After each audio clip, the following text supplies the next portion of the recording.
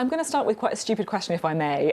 You are president of the World Bank. Can you just explain to our viewers, what is the World Bank? What does it do? Yeah, thanks. Hi, Sophie. The World Bank takes in money from donors in two ways. One is we sell shares, and we also take annual contributions, and then we provide that to developing countries. So the goal is to get better outcome for people in developing countries. We recognize that's part of being good citizens in the world, but also it supports everyone if you can get faster growth in the poorer countries. That's been the big challenge. It's not happening right now, and that's a grave concern. It's interesting you say that it's not happening right now. Why do you think that is? The poorer countries are facing this giant challenge that the advanced economies use a lot of the world's resources, and now you've got these sudden obstacles. COVID was one, obviously.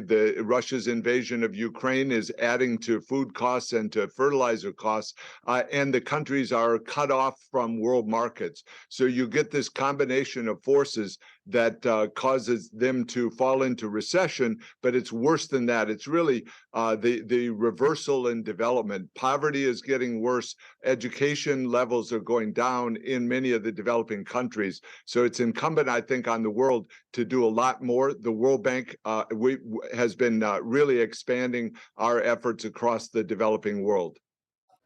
You talk about the war in Ukraine. You also mentioned the impact of COVID as well. What's happening when it comes to debt with developing countries? Debt is a huge challenge. Part of the debt is in the advanced economies. You know, many of them have record debt to GDP levels, and that soaks up a big portion of the world's capital, which means it's not available for small businesses and for developing countries. That's a misallocation of capital, and I think it should be really directly looked at by the advanced economies to make their spending more efficient. And then as you look at the developing countries, some of them overused the low interest rate environment to borrow over the last decade. So the debt went up, way up. We're at record levels, and that's coming at a time when their growth rates and their new investment rates have gone way down. I remember, I think it was back at the G8 in 2005, there was a big focus on debt reduction, on forgiveness, on writing off debt. You're obviously now worried, as many are, that poorer countries are overloaded with debt again. Do you think some of that should be written off? Yes, I think there needs to be a hard look at large amounts of debt reduction by the official bilateral creditors and also the private sector creditors. The composition of debt has changed over that period that you name, over the last 10 years, heavily toward debt from China and also debt from the private sector. It's interesting you mentioned the high levels of loans from China. Should we be concerned about China's influence in the developing world? China is the world's second biggest economy, so I think we should expect their influence in the developing world. They do it both by selling things into the developing world, but also by buying raw materials and by offering debt. So what we have strongly advocated, and I was in China late in 2022, we've advocated transparency in their debt contracts. In that way, people can restructure them or can at least understand what the commitments are that are being made by the poorer countries. That transparency means don't include non-disclosure clauses in a contract, making it a secret contract. That seems to still be going on even today. There's been a few things in the interview so far that you've called for to happen. If you could, wave your magic wand and have one piece of policy across the world to make things better, what would you choose?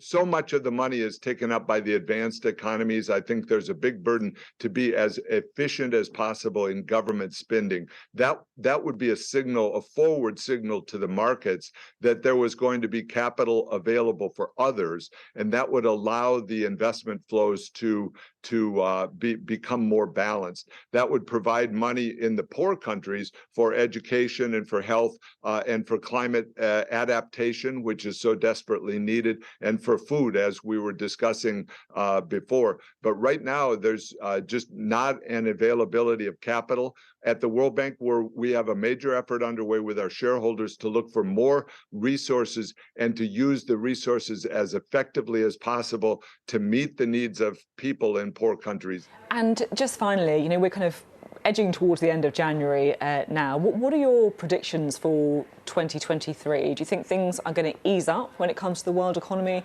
or do we have tough times ahead? I think it's a long-lasting slowdown. It's not exactly a cycle the way we've been used to in the past. And that has to do with the persistence of inflation, the shortage of new investment that's taking place right now. So as you look 1 year ahead and 2 years ahead, it's hard to see that there'll be a strong recovery.